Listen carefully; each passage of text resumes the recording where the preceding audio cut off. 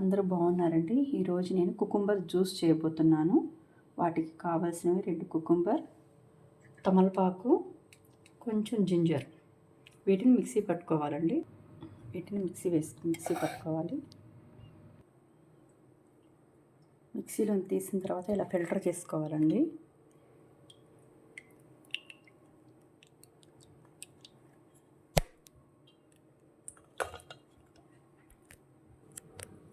కొంచెం లెమన్ పిండుకోవాలండి.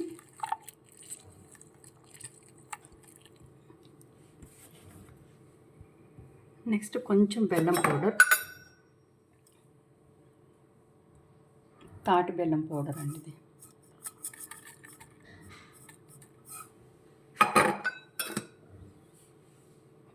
కొంచెం సబ్జా గింజలు,